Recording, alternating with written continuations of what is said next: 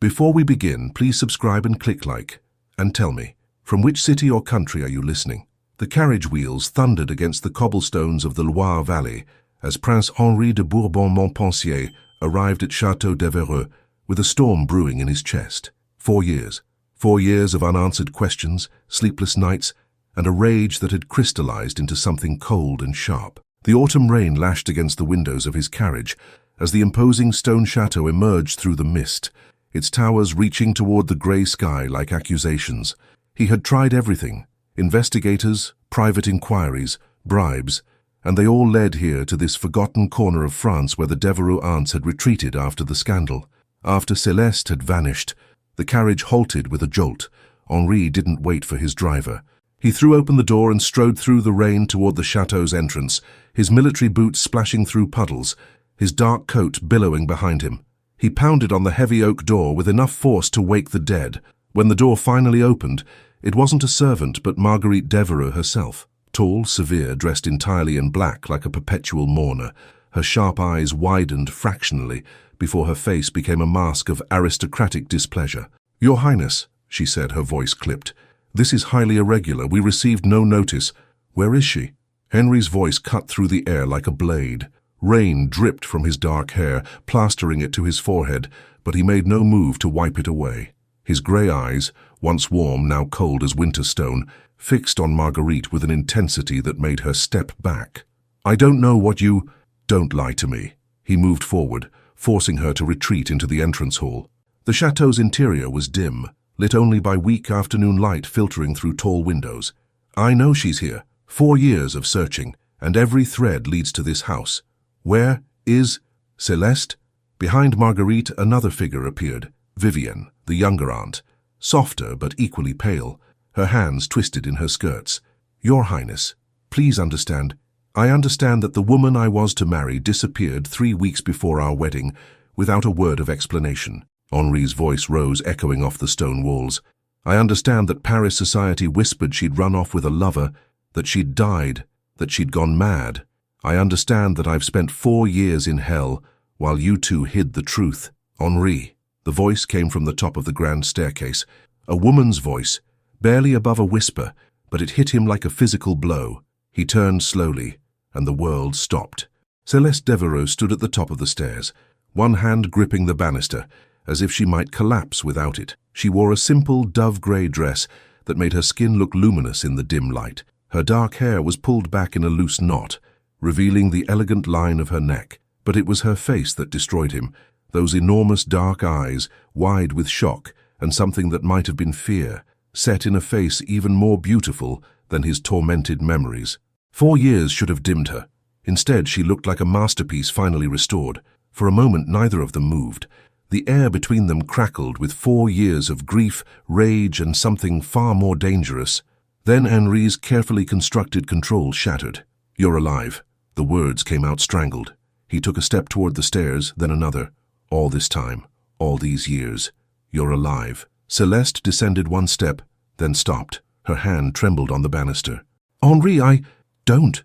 He was at the base of the stairs now, looking up at her. "Don't you dare speak my name as if we're old acquaintances meeting at a garden party. You disappeared 3 weeks before our wedding, Céleste. You left me standing in Notre Dame with 500 guests and no bride." She flinched as if he'd struck her. "I had no choice." "No choice!" His laugh was bitter, ugly. "There's always a choice. You chose to run. You chose to let me believe you were dead, or worse, that everything between us had been a lie." He climbed the first stair. "Do you have any idea what that did to me?" "Your Highness," Marguerite's voice cut in sharply, "you have no right to barge into our home and—" "I have every right," Henri whirled on her. "I'm here on legal business. My father's death left complications with the inheritance, complications that involve a broken engagement that was never properly dissolved. I need documentation, proof of what happened to my fiancée." His voice dripped with sarcasm on the last word. "Imagine my surprise when my investigators finally traced her to this very chateau." Vivienne had gone pale as death. "The legalities can be handled through lawyers. There's no need for you to—" "Oh, but I insist." Henri's smile was dangerous. "Since the matter involves Mademoiselle Devereux directly, and since she is miraculously alive and well, I believe we should handle this matter face to face." He turned back to Céleste, who had descended another 2 steps. Don't you agree? She met his gaze finally, and the impact nearly brought him to his knees. Those eyes, he'd seen them every night in his dreams and every morning when he woke alone. But now they were filled with a sorrow so profound it made his chest ache even through his rage. How long will this take? Her voice was stronger now, though still quiet. 2 weeks. He watched her absorb that, watched the color drain from her already pale face. My lawyers and estate managers are arriving tomorrow. The paperwork is complex. I'll need to stay here while we sort through it all. Absolutely not, Marguerite began. I'm not asking permission. Henri's voice cut through steel. This is still a royal matter, Madame Devereux. You can accommodate me as a guest, or I can return with imperial authorization and make this far more unpleasant for everyone. The threat hung in the air. Marguerite's lips compressed into a thin line, but she knew when she was cornered. Vivienne will prepare the blue room. The blue room is in the east wing, Henri said softly, his eyes never leaving Celeste's face. I believe that's adjacent to Mademoiselle Devereux's quarters.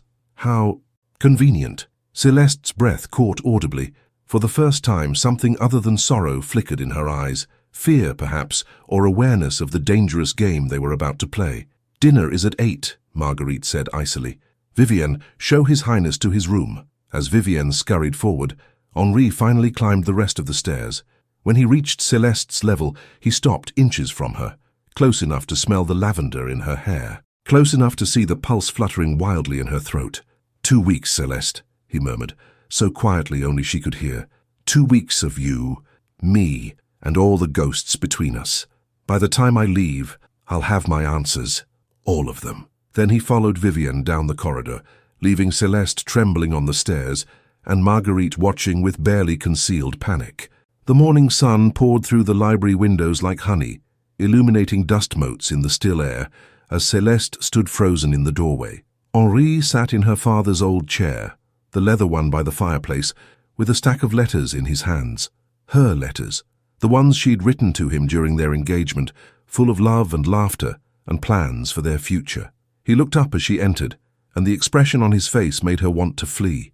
Good morning. His voice was deceptively pleasant. I hope you don't mind. I was looking for legal documents in your father's desk and found these instead. He held up one of the letters. Would you like me to read it aloud?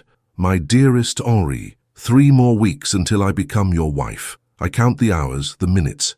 Sometimes I touch my engagement ring and can hardly believe this is real, that you chose me, that I get to spend the rest of my life making you happy. Stop, Celeste's voice cracked. Why? He stood, the letters still clutched in his hand. You wrote these, didn't you? Every word, every promise, every declaration of undying love. He crossed the room toward her with predatory grace. 3 weeks after you wrote this particular letter, you disappeared. So either you're a brilliant actress who fooled everyone, or something happened that you're not telling me. She backed up until she hit the bookshelf behind her. I can't or won't. He was close now, too close. She could see the fine lines at the corners of his eyes that hadn't been there 4 years ago, see the way his jaw clenched as he fought for control. I deserve an explanation, Celeste. Deserving and receiving are 2 different things. His eyes flashed. Then you admit you owe me one. I admit nothing. But her voice trembled, betraying her. Henri braced one hand on the bookshelf beside her head, leaning in. You're afraid of me. No. Liar. His voice dropped to a whisper. Your pulse is racing, I can see it right here. He didn't touch her throat, but his gaze lingered there. You're afraid. Not of what I might do, but of what you might feel. You're being absurd. Am I? His other hand came up, boxing her in completely without actually touching her. When I walked in yesterday and saw you on those stairs, I wanted to shake you and kiss you in equal measure. Tell me you didn't feel the same pull. She closed her eyes, unable to bear the intensity of his gaze. What I felt doesn't matter. What matters is... What? Propriety, society, your aunt's wishes? His breath stirred the loose tendrils of hair at her temple. Or are you going to tell me you never loved me at all, that these letters were elaborate lies? I can't do this. She ducked under his arm and moved toward the window, putting space between them.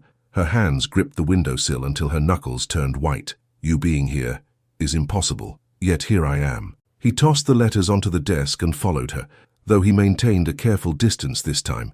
And here you are, and for the next 2 weeks, we're trapped in this beautiful chateau together, while you desperately try not to tell me why you destroyed us both. She turned to face him, and for a moment her composure cracked. You think I don't know what I destroyed? You think I haven't lived with it every single day for 4 years? Then why? The raw pain in his voice cut through all his anger. For the love of God, Celeste, just tell me why. She opened her mouth, the truth hovering on her lips. But then Marguerite's voice cut through the moment like a knife. Celeste, there you are. I need your help with the menu for tonight's dinner. Her aunt stood in the doorway, her timing too perfect to be coincidental. Her sharp eyes moved between them, noting their positions, the charged atmosphere. Your Highness, I trust you found the documents you needed. Henri's expression smoothed into aristocratic politeness, so quickly it was like watching him don a mask. Not yet, Madame Devereux, but I'm confident I will eventually. His eyes cut back to Celeste. Some truths take time to unearth. The afternoon sun painted the chateau's garden in shades of gold and crimson as Celeste knelt among the rose bushes, her hands deep in the soil. This garden had been her salvation during 4 years of isolation. Each plant she'd nurtured, each bloom she'd coaxed into life, had been an act of quiet rebellion against the death sentence she'd escaped. She didn't hear Henri approach until his shadow fell across her work. You garden. It wasn't a question. He stood a few feet away, jacket discarded, sleeves rolled up to reveal strong forearms.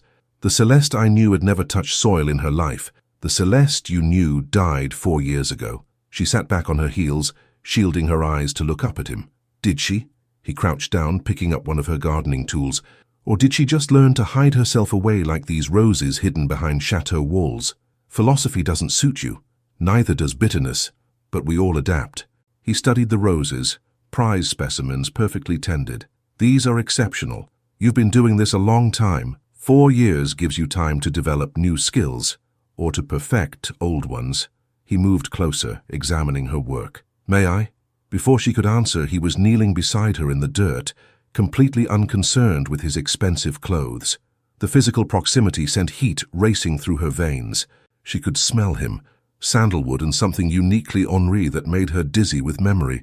You're going to ruin your clothes, she managed. I've ruined worse things. The statement hung between them, loaded with meaning.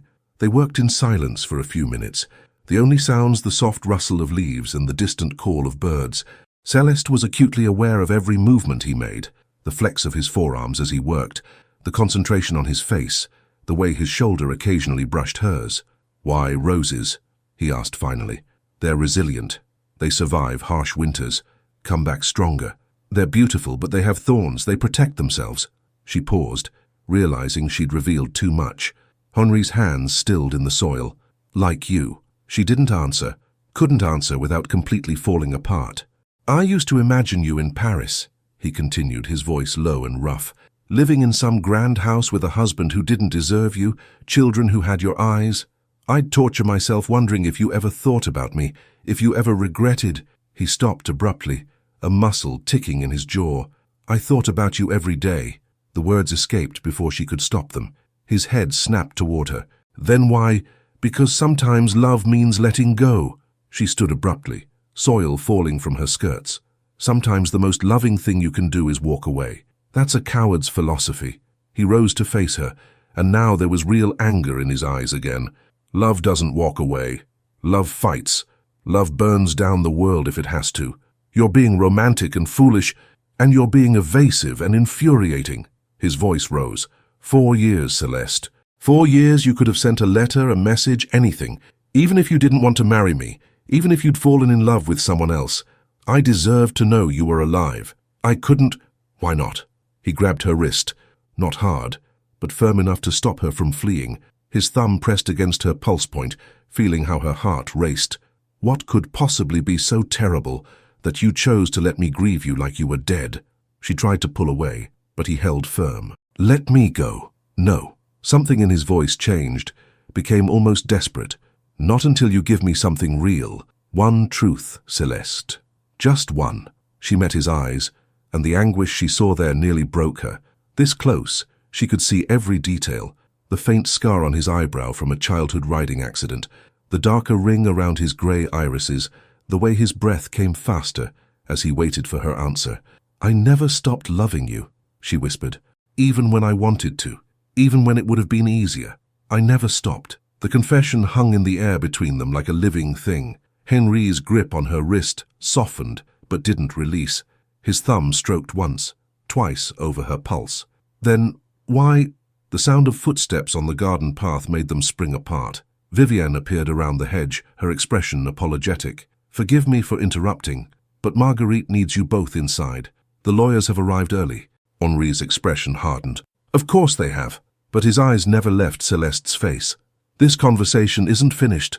As he walked past her toward the chateau, his hand brushed against hers. So brief it might have been accidental, but the electricity of it stayed with her long after he'd gone. The chateau was silent at midnight, the kind of silence that pressed against your eardrums and made every small sound magnify. Celeste gave up on sleep around 1 o'clock and wrapped herself in a silk robe before padding downstairs to the kitchen. Perhaps warm milk would help, though she doubted anything could calm the chaos in her mind after days of Henri's presence, his questions, his proximity that made her forget every reason she'd stayed hidden. The kitchen was dark except for moonlight streaming through the windows, until she pushed open the door and found the room already occupied. Henri stood by the kitchen table, still fully dressed despite the late hour, a glass of brandy in his hand. He turned at her entrance, and for a moment they simply stared at each other. I couldn't sleep, she said unnecessarily. Neither could I. He set down his glass. Although my reasons are probably different from yours. She moved to the stove, busying herself with heating milk to avoid looking at him. Your lawyers seem thorough. This should all be resolved soon, and you can return to Paris. Is that what you want? It doesn't matter what I want. It's the only thing that matters. He moved closer, and she could feel him behind her like heat from a fire. Celeste, we need to talk. Really talk. No aunts, no lawyers, no interruptions. There's nothing to say. Stop lying. His voice was quiet, but intense. You're exhausted from the effort of lying. I can see it in your eyes, in the way you hold yourself. Just tell me the truth. Her hands trembled as she poured the milk. The truth would only hurt you more. Then hurt me. He was directly behind her now. Hurt me with honesty, instead of destroying me with silence. She turned and found herself trapped between the stove and his body. In the moonlight, his face was all sharp angles and shadows.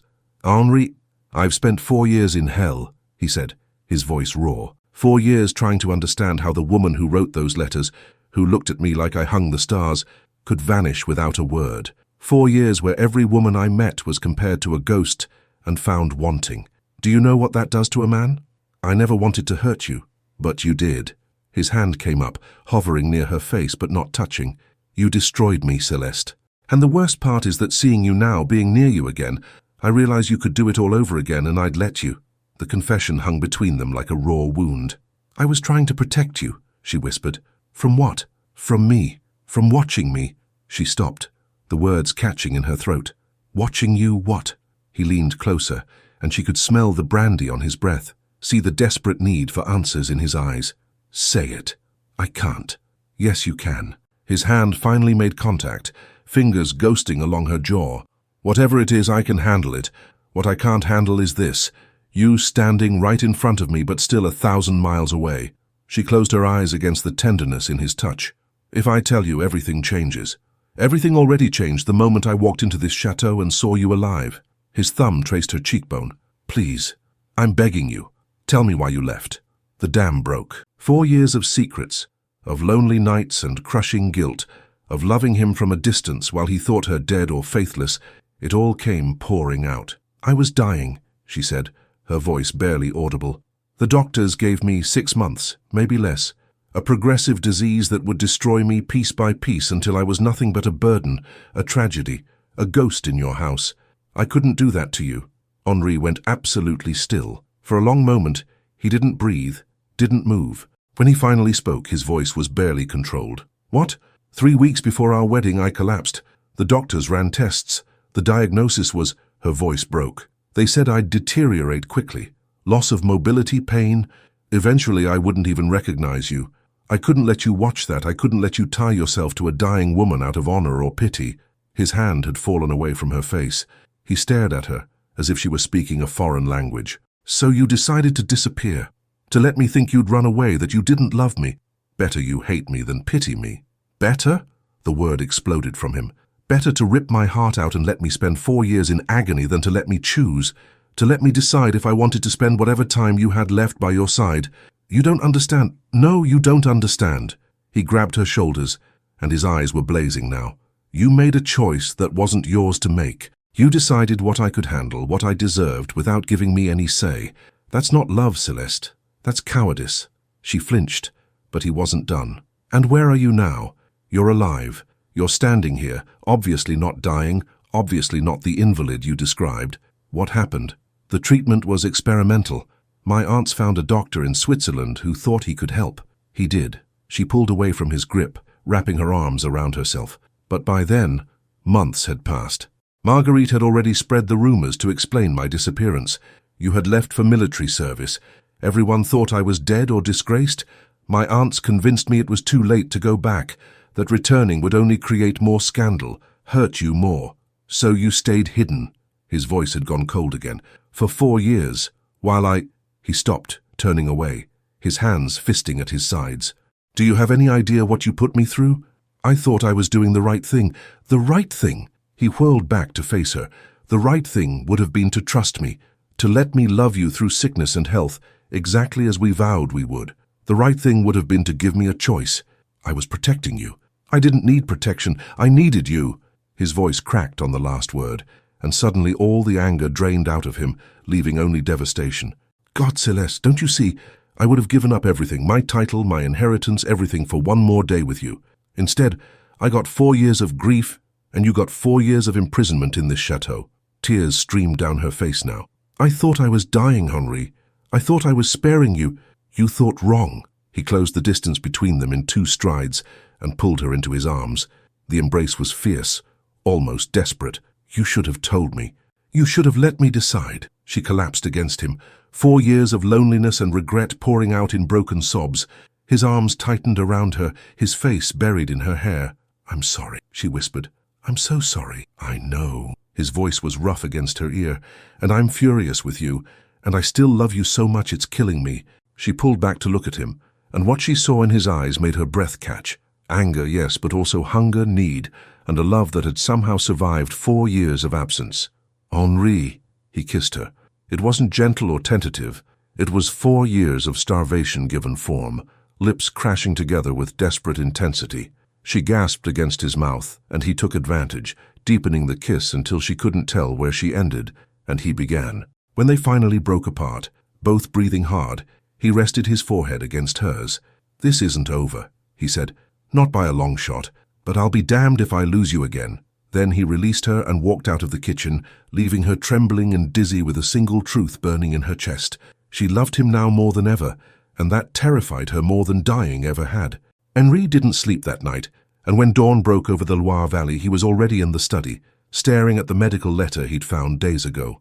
The words blurred together as his mind replayed every moment of last night's confession, every tear that had fallen from Celeste's eyes, every tremor in her voice as she'd explained why she'd disappeared. The rage was still there, coiled in his chest like a serpent, but it was tangled now with something more complicated.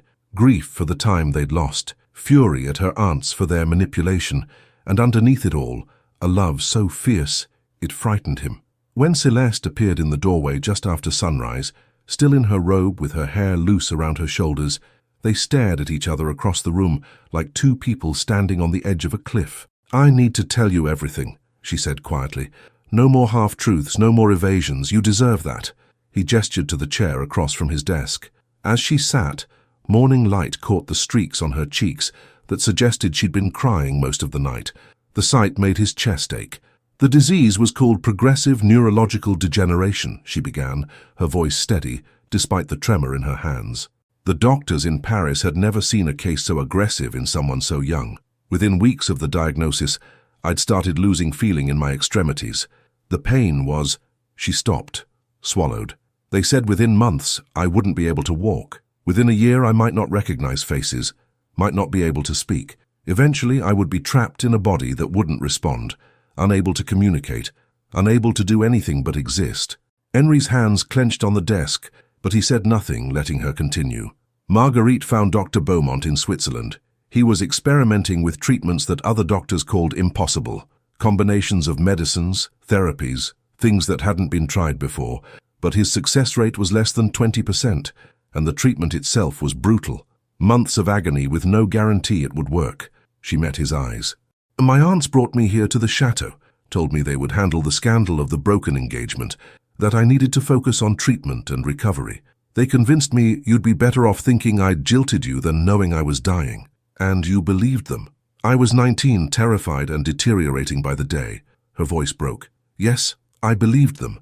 I thought I was being noble, sparing you the horror of watching me fade away. Noble. The word tasted bitter. There's nothing noble about lies, Celeste, about stealing someone's right to choose. I know that now. Tears slipped down her cheeks. But then, all I could think about was you standing beside a hospital bed, watching me forget your face, watching me become a shell. I couldn't bear it. Henri stood abruptly and moved to the window, needing distance before he said something he'd regret. What happened with the treatment? It took 8 months. 8 months of hell, I won't describe it, but there were days I wished I'd died quickly instead. And then, slowly, things began to improve. The pain lessened. Sensation returned. By the end of the first year, I could walk again. By the second, I was almost myself. She paused. Dr. Beaumont called it a miracle. He'd never seen someone recover so completely. And yet you stayed hidden. By then, Marguerite had created an entire fiction that I'd run away with a lover, lived in disgrace, possibly died abroad. She showed me the letters she'd sent to Paris society, the rumors she'd carefully cultivated. She said if I returned, the scandal would destroy both of us, that you'd moved on, joined the military to forget me, and my reappearance would only reopen old wounds. Celeste stood now, moving closer to him. She convinced me that staying hidden was kinder than the truth, that you deserved to build a new life without the ghost of me haunting it. Henri turned to face her, and the look in his eyes made her step back. Did you ever consider writing to me yourself, asking what I wanted? Every day. Her voice was barely a whisper. But Marguerite intercepted any attempts. She monitored every letter that left the chateau, controlled who I could see. She said she was protecting me, protecting you, protecting our family's reputation. She was controlling you. His voice was hard. She kept you prisoner here as surely as any jailer. She thought she was doing the right thing. The road to hell is paved with good intentions. He closed the distance between them. And you let her. You're not 19 anymore, Celeste. At some point in these 4 years you became complicit in this deception. The truth of that hit her like a slap. You're right, she whispered. I was afraid. Afraid of rejection. Afraid of the scandal.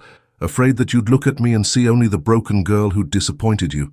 So I stayed here in my cage and convinced myself it was for the best. And now? She looked up at him, and in her eyes, he saw the answer before she spoke it. Now I want to live. I want to stop hiding. I want... She stopped, afraid to say the rest. What do you want, Celeste? He reached out, tilting her chin up so she couldn't look away. Say it. I want you. The confession tore from her. I want another chance. I want to stop being the coward who ran and become the woman who fights for what she loves. But I don't know if it's too late, if I've destroyed too much. He kissed her. This time it was different from the desperate collision in the kitchen. This kiss was claiming, possessive, a brand that seared through her entire body. When he finally pulled back, his grey eyes were blazing. You listen to me, he said, his voice rough with emotion. I've spent 4 years trying to hate you, trying to forget you, trying to convince myself I could build a life without you. It was all a lie. You're in my blood, Celeste. You always have been. And yes, I'm furious with you. Yes, we have 1,000 things to work through. But I'll be damned if I let fear or scandal or your interfering aunts take you from me again. Henri, no. He pulled her fully into his arms. You had your say. Now listen.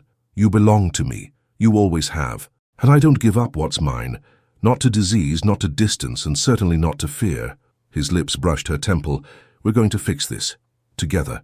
And then I'm going to marry you, take you back to Paris, and spend the rest of my life making sure you never doubt again that you're exactly where you belong. She buried her face in his chest, breathing him in, letting herself believe for the first time in 4 years that maybe, impossibly, they could have the future she'd thought was lost forever.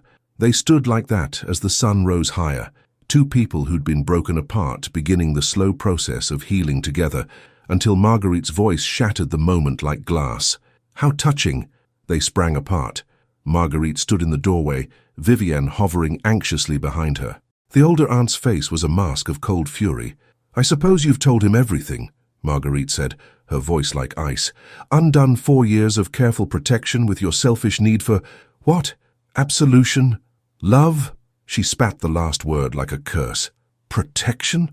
Henry's voice was deadly quiet. "You call imprisoning your niece, spreading lies, and robbing her of 4 years of life protection? I saved her from scandal." "You created the scandal." His voice rose. "You spread rumors that she'd run off with a lover, that she'd died in disgrace. You did that, Madame Devereux. Not the disease, not fate. You." Marguerite's jaw tightened. "I did what was necessary to protect this family." "This family?" Henri laughed, bitter and sharp. "Or your pride, your fear of what Paris society would say about your niece falling ill. Tell me, madame, was it really about protecting Céleste, or was it about protecting yourself from being associated with sickness and scandal? How dare you?" "No, how dare you?" Henri moved forward, and something in his bearing made even formidable Marguerite step back. "You stole 4 years from her, from us. You let me grieve, let me rage, let me destroy myself thinking she'd betrayed me, all while she was locked away in your chateau, recovering from an illness you were too cowardly to let the world know about. The truth would have ruined her. The truth would have set her free." His shout echoed off the walls. "The truth would have given her a life instead of this half-existence you forced on her." Vivian was crying now, her face buried in her hands. "We thought we were doing the right thing," she sobbed. "We thought you thought wrong." Céleste's voice cut through the chaos, steady and clear. She moved to stand beside Henri, her hand finding his. "You convinced me I was being selfless when I was just being afraid. You convinced me Henri would be better off without me when really you were terrified of what Paris society would say about the Devereux family having sickness in its ranks." "That's not—" Marguerite started. "It is." Céleste's voice was stronger now, 4 years of suppressed anger finally finding release. "You loved me, I don't doubt that, but you loved your reputation more, and you used my fear and my illness to control me, to keep me hidden away where I couldn't embarrass you or complicate your narrative. And what exactly do you think will happen if you return to Paris now?" Marguerite's voice turned vicious. "Do you think society will welcome you with open arms? I've spent 4 years building a story. You'll return as what? A woman who jilted a prince, disappeared and now crawls back? They'll destroy you. They'll destroy both of you. Then let them try." Henri's arm slid around Céleste's waist, pulling her close. "I have position, power, and resources. I can rebuild her reputation, but more importantly," his eyes fixed on Marguerite with laser intensity, "I don't give a damn what Paris society thinks. I care about her. And unlike you, I'm willing to fight for her instead of hiding her away." 3 days later, Henri left the chateau without warning. Céleste woke to find his room empty, his things gone, only a brief note left behind. "Trust me." For the first day she tried to believe, but as hours turned to days with no word, doubt crept in like fog. Had Marguerite been right? Had he realized the complications of bringing her back to society were too great? Had he decided, in the cold light of day away from her, that 4 years was too long, that the damage was too deep? Marguerite certainly thought so. "He's gone back to his real life," she said with barely concealed satisfaction over dinner that second night. "Men like Henri de Bourbon-Montpensier don't throw away their position for women with tarnished reputations. He had his answers.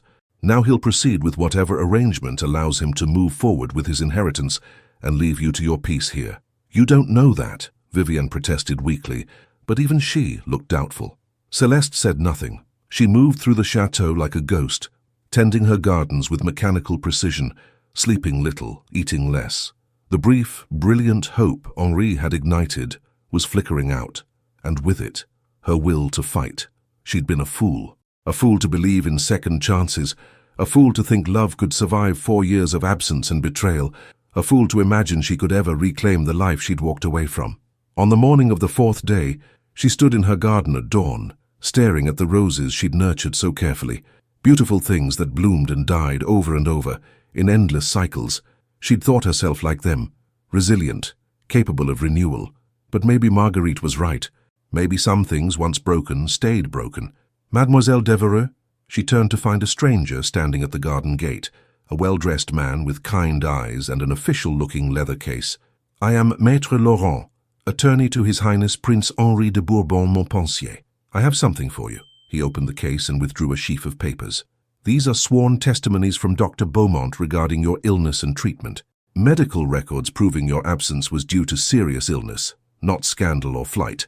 And these," he produced another set of documents, "are statements from multiple witnesses attesting to your character and the Devereux family standing before your illness." Celeste stared at the papers, her mind struggling to understand. His Highness has spent the last 3 days in Paris, Maître Laurent continued. He personally visited every major family, every influential voice in society. He has, if I may be frank, been waging a war on your behalf. He's corrected the rumors, presented evidence, and, a slight smile crossed the lawyer's face, used his considerable influence to ensure that your return to society will be seen not as scandal, but as a triumph over adversity. He did this? Her voice barely worked. He did. Additionally, he's arranged for interviews with sympathetic members of the press, secured the support of several prominent families, and obtained a personal statement from the Empress herself expressing sympathy for your ordeal. Maître Laurent pulled out one final document, and this is for your aunts, a legal document that, should they attempt to prevent your departure or continue spreading false narratives, will result in significant consequences for their own social standing. Celeste's legs gave out. She sat hard on the garden bench, the papers fluttering in her shaking hands. Why would he do all this? Mademoiselle, I have worked for His Highness for 15 years. I have never seen him fight for anything, or anyone, the way he's fighting for you. He's calling in every favor, using every ounce of his influence, risking his own reputation. Maître Laurent paused. He told me to tell you, I'm done letting fear win. It's time to live. The tears came then, hot and fast and cathartic. Henri hadn't abandoned her. He'd gone to war for her. Where is he? She managed. Returning today. He should arrive within the hour. Maître Laurent bowed. He asked me to come ahead to ensure you knew this is your choice. He's building a bridge back to society for you, but you must choose to cross it. He cannot make that decision for you. After the lawyer left, Celeste sat in her garden as the sun rose higher. The papers spread around her like evidence of miracles. 4 years ago, she'd made a choice out of fear. She'd chosen to hide, to protect, to surrender. Henri was offering her a different choice, a choice to fight, to reclaim, to live. It terrified her. But for the first time in 4 years, the terror felt like possibility rather than doom. The sound of carriage wheels on gravel sent Celeste's heart into her throat. She watched from her bedroom window as Henri descended, looking exhausted but determined. He glanced up at the chateau, and even from a distance, she could see him searching the windows, searching for her. She didn't make him wait. She ran, down the stairs, through the entrance hall, ignoring Marguerite's startled cry. She burst through the front doors just as Henri turned toward them, and then she was in his arms, and he was lifting her off her feet, and they were both laughing and crying at once. "You came back," she said against his neck. "I told you I would." He set her down but didn't release her, his hands framing her face. "Did Laurent explain everything?" "Yes." "Henri, you didn't have to." "Yes, I did." His thumbs brushed away her tears. "You were willing to sacrifice everything for me 4 years ago. Misguided and infuriating as it was, you did it out of love. So now it's my turn. I spent 3 days systematically destroying every lie your aunts built. Paris society now knows the truth. You were ill, you recovered, and you're returning. Not in shame, but in triumph. But your reputation grows stronger." His smile was fierce. "Apparently, princes who fight for their loves are romantic. Who knew?" He grew serious. "But Celeste, this is your choice. I've built you a path back, but you have to choose to take it. I can't force you to return to society, to face the questions and stares, to rebuild a life that was stolen from you. You have to want it." She looked into his eyes, those grey eyes that had haunted her dreams for 4 years, and saw not pity or obligation but genuine love and fierce determination. "I'm terrified," she admitted. "Good, so am I." He pressed his forehead to hers. "But we'll be terrified together. And every time you doubt, every time fear tells you to hide, I'll be there to remind you that you're stronger than you know. And if I fail, if I can't handle it, then we'll figure it out. Together." His hands tightened on her face. "But Celeste, you've already survived the worst. You survived a death sentence. You survived 4 years of isolation. You survived losing me and finding me again. Society's judgment has nothing on what you've already endured." She closed her eyes, breathing him in, letting his certainty shore up her courage. When she opened them again, the fear was still there, but it no longer paralyzed her. "When do we leave?" His smile could have lit the night. "Tomorrow. There's a ball at the Tuileries in 2 weeks. The perfect opportunity for your return. We'll reintroduce you to society, show them the truth, and—" He paused, suddenly uncertain. And I was hoping you might wear this again. He reached into his jacket and pulled out a ring, her engagement ring, the one she'd left behind 4 years ago, with a note that had broken both their hearts. The diamond caught the afternoon sun, throwing rainbows across his hands. "Marry me," he said simply. "Not the grand wedding we planned before. Something real, something that's just ours. Marry me, and let's stop wasting time on fear and scandal and everything that kept us apart. Henri, I know it's fast. I know we have things to work through, trust to rebuild, 4 years of missing time to account for. But I also know that I've loved you since I was 23 years old, that I've never stopped, and that I don't want to spend another day without you being mine in every way that matters." Celeste looked at the ring, then at the man holding it, and felt something inside her, something that had been locked away for 4 years, finally break free. "Yes," she said. "Yes, I'll marry you. Yes, I'll go back to Paris. Yes to all of it, to everything, to life instead of hiding." He slipped the ring on her finger and kissed her, deep and claiming and full of promise. When they finally broke apart, both breathless, he pressed his lips to her forehead. "No more running," he murmured. "No more running," she agreed. "Only forward, together." Behind them, in the chateau doorway, Vivienne wept with joy while Marguerite watched in tight-lipped silence, her grip on power finally broken. The ball at the Tuileries was everything Celeste had nightmares about, and everything Henri had promised. The enormous gilded ballroom blazed with 1,000 candles, crystal chandeliers throwing prismatic light across the assembled cream of French society. Women dripped with jewels and men wore medals earned in service to the empire. This was the world Celeste had once navigated with ease. Now it felt like stepping onto a stage where everyone knew her most shameful secrets. Henri kept her hand locked in his as they were announced, His Highness Prince Henri de Bourbon-Montpensier and Mademoiselle Céleste Devereux. The ballroom didn't fall silent. That only happened in novels, but conversations definitely stuttered, heads turned, fans snapped open to hide whispered speculations behind painted silk. "Breathe," Henri murmured in her ear. "They're just people, flawed, gossipy, ridiculous people." Despite her nerves, she almost laughed. He was right. These were the same people who'd fawned over her 4 years ago and written her off as scandalous when she disappeared.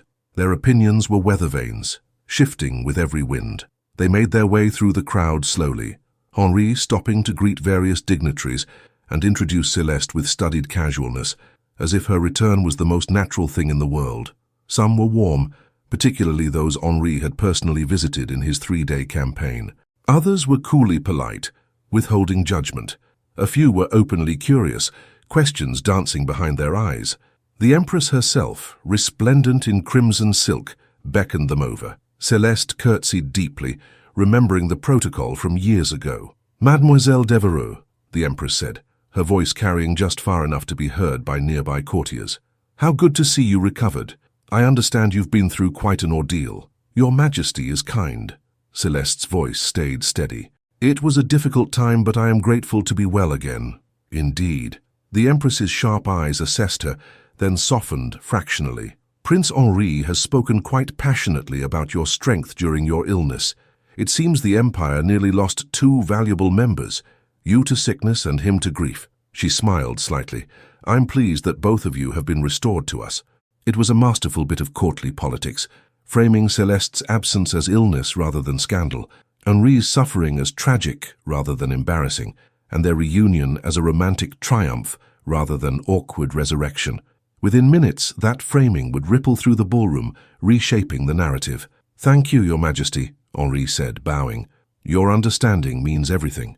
As they moved away, Celeste felt some of the tension leave her shoulders.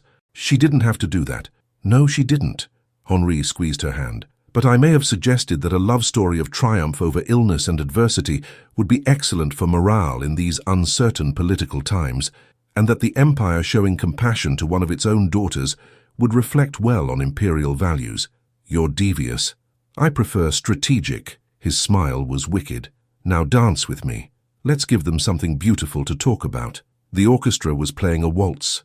Henri led her onto the dance floor, and suddenly they were the center of attention, every eye in the ballroom tracking their movements. For a moment, Celeste froze. "Look at me," Henri commanded softly. "Not them. Me." She lifted her eyes to his, and the rest of the world faded. This was Henri, her Henri, holding her as they spun across polished floors. His hand was warm and solid at her waist, his grey eyes holding hers with an intensity that made her forget to breathe. "There she is," he murmured. "The woman who used to dance with me at every ball, who laughed at my terrible jokes, who made me believe in things I'd stopped believing in. I'm not sure I'm her anymore. No, you're better, stronger. You survived what would have broken most people, and you came out the other side ready to fight." He spun her, and her skirts flared around them in a cascade of silk. "You're magnificent, Celeste, and everyone in this room can see it. They see a scandal. They see a survivor. They see a woman who has the Prince of Bourbon-Montpensier looking at her like she's the only person in existence." His lips quirked. "Trust me, half the women here are insanely jealous right now." This time she did laugh, and the sound carried across the ballroom like bells. Henri's expression softened, became almost reverent. "There," he said. "That's what I've been waiting 4 years to hear." The dance ended, but he didn't release her immediately. He raised her hand to his lips, kissing her knuckles with deliberate tenderness while maintaining eye contact. It was a calculated gesture, possessive and public, that declared to everyone watching exactly where things stood between them. The message was received. By the end of the night, the whispers had shifted from scandal to romance, from disgrace to triumph. Henri had orchestrated it perfectly, using his influence, their obvious connection, and society's love of a redemption story to rewrite the narrative entirely. As they left the Tuileries just before midnight, Celeste looked back at the blazing palace and felt something she hadn't felt in 4 years. "Hope, thank you," she said quietly as their carriage pulled away. Henri pulled her close against his side. "For what? For fighting for me, for not letting me disappear, for giving me back my life." "Celeste," he tilted her chin up, his expression serious in the carriage's dim light. "You gave me back mine. These past 4 years I was existing, not living. You reminded me what it feels like to actually care about something beyond duty and obligation." His thumb brushed her lower lip. "So thank you for coming back to me." She kissed him then, pouring 4 years of gratitude and love and desperate hope into it.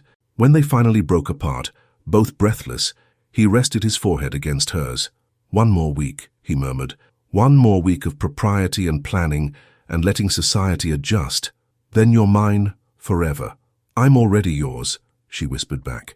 "I always have been."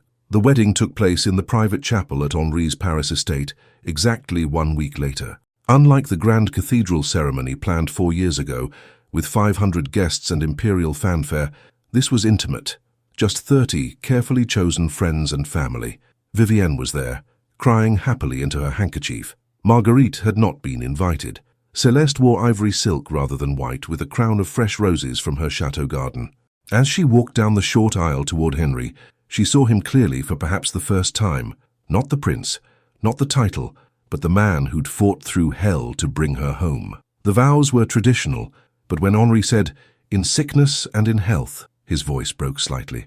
And when Celeste promised, "As long as we both shall live," tears streamed down her face. "I now pronounce you husband and wife," the priest intoned. Henri didn't wait for permission. He pulled Celeste into his arms and kissed her, with an intensity that made several guests gasp and others laugh. When he finally released her, both of them were grinning like fools. "Finally," he murmured against her lips. "Finally, you're mine." "Finally," she agreed. "I'm home." The celebration afterward was joyful and relaxed. Intimate dinner, genuine laughter, none of the stiff formality of a grand society wedding. As the evening wound down and guests departed, Henri pulled Celeste into a private alcove. "Happy?" he asked, tucking a loose strand of hair behind her ear. "Terrified," she admitted. "Happy, grateful, still half convinced I'll wake up and find this was all a dream." "Not a dream, a second chance." He pressed a kiss to her forehead. "And I promise you, Celeste, I will spend every day of the rest of our lives making sure you never regret choosing to fight for us." "I could never regret this." She looked up at him, this man who'd refused to let her go, who'd burned down barriers and rebuilt bridges, and loved her through the worst of circumstances. "You saved me, Henri." "No," he corrected gently. "You saved yourself when you chose to stop hiding. I just made sure you knew you didn't have to face the world alone." They stood together in the alcove as evening turned to night, two people who'd been broken and lost, finding their way back to wholeness through the kind of love that refuses to surrender, even when surrender seems inevitable. Outside, Paris glittered under the stars. A city full of possibilities, challenges, and the promise of tomorrows they'd once thought impossible. 2 years later, the Château d'Evreux looked nothing like the prison it had once been. Henri and Céleste had transformed it into their refuge, a place they escaped to several times a year, when Paris society became too much, when they needed to remember where they'd found each other again. The gardens had expanded dramatically under Céleste's care. What had once been her solitary therapy was now a showcase visited by garden enthusiasts throughout France. She'd even written a small book about cultivation and recovery, ostensibly about roses, but everyone who read it understood the deeper metaphors. On this particular autumn morning, Henri stood at the bedroom window watching Céleste in the garden below. She wasn't alone. Their son, barely 18 months old, toddled beside her on unsteady legs, reaching for flowers while she laughed and redirected his grabbing hands to gentler touches. Henri's chest tightened with emotion he still wasn't entirely used to. 2 years of marriage, 2 years of building a life together, and he still sometimes woke in the night terrified it would all disappear, that he'd find himself back in that nightmare where she was gone and he was alone. But then he'd reach across the bed and find her there, real and warm and his, and the fear would fade. "You're brooding." He turned to find Céleste in the doorway, their son balanced on her hip. The baby, Alexandre named for Henri's father, reached toward him with chubby hands. "Not brooding," Henri corrected, taking the child and tossing him gently in the air, earning delighted giggles. "Contemplating," the distinction being. "Brooding implies discontent. I am extremely content." He pressed a kiss to Alexandre's curls, then to Céleste's lips. "Possibly the most content man in France." "Only possibly," she raised an eyebrow. "Definitely. Absolutely. Unquestionably." He punctuated each word with another kiss until she was laughing against his mouth. "Papa!" Alexandre protested, pushing at his father's face with one small hand. "Sorry, mon fils," Henri said solemnly, "but your maman is irresistible. You're teaching him terrible habits. I'm teaching him to recognize extraordinary women when he sees them." Henri set the boy down carefully, watching as he immediately toddled toward his toys. Like his mother, Céleste moved to stand beside him at the window, looking out at the gardens that represented so much more than just flowers. "Do you ever regret it?" she asked quietly. "Choosing this life, dealing with the complications, the whispers that still occasionally follow us."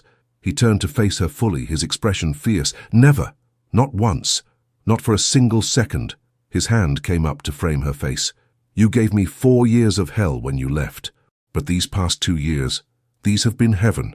You, Alexandre, the life we're building, it's everything I wanted and more than I dared hope for after I thought I'd lost you. Even when Lady Beaumont makes pointed comments about my unconventional past. Especially then, watching you gracefully destroy gossiping society matrons with kindness and wit is one of my favorite pastimes." His grin turned wicked. "Second, only to getting you alone." She swatted his arm, but she was smiling. "You're incorrigible. You love it." "I do?" She leaned against him, his arms coming around her automatically. "I love you. I love this life. I love that we fought for it, when everyone said it was impossible." They stood like that as autumn's sun streamed through the windows, their son playing at their feet, the chateau that had once been a prison now a sanctuary. Outside, the roses that had witnessed Céleste's isolation now bloomed in testament to her recovery, her strength, her refusal to let fear have the final word. Henri pressed a kiss to the top of her head. "Any regrets?" he asked, echoing her earlier question. She thought about it seriously. The 4 years lost, the pain they'd both endured, the difficult path back to each other. Then she looked at their son, at the home they'd built, at the man who'd refused to let her go. "Only one," she said finally. Henri tensed. "What?" "That I wasted 4 years being afraid when I could have been loving you." She turned in his arms to face him. "But even that, even those lost years, they taught me something important. They taught me that love isn't just the easy parts. It's fighting through the impossible parts. It's choosing each other even when everything says you shouldn't. It's refusing to surrender, like you finally chose not to surrender, like you never surrendered on us." She reached up to touch his face. "You could have walked away when you found me. You could have said it was too complicated, too difficult, too late. But you didn't. You fought. And because you fought, we got this." Alexandre chose that moment to crash into his father's legs, demanding attention with the imperious tone of someone who'd inherited royal blood. They both laughed, the serious moment breaking into something lighter. As Henri scooped up their son and Celeste moved to join them, none of them noticed Vivienne watching from the doorway, with tears of joy in her eyes. Marguerite had long since been estranged from the family, but Vivienne had been forgiven, welcomed back into their lives with the understanding that she'd been complicit but not cruel. "I never thought I'd see her this happy," Vivienne said to the empty hallway. "Never thought she'd get her life back." But she had. They both had. Through courage, through love that refused to die, through the kind of determination that turns obstacles into opportunities and prisons into palaces. As the afternoon sun painted the Château d'Evreux in gold and amber, the sound of laughter echoed through halls that had once known only silence and sorrow. It was the sound of life reclaimed, of love triumphant, of two people who'd been given a second chance and seized it with both hands. And in the garden below, the roses bloomed more beautifully than ever, testament to the truth that with proper care, patience and love, even things that seem beyond saving can flourish again.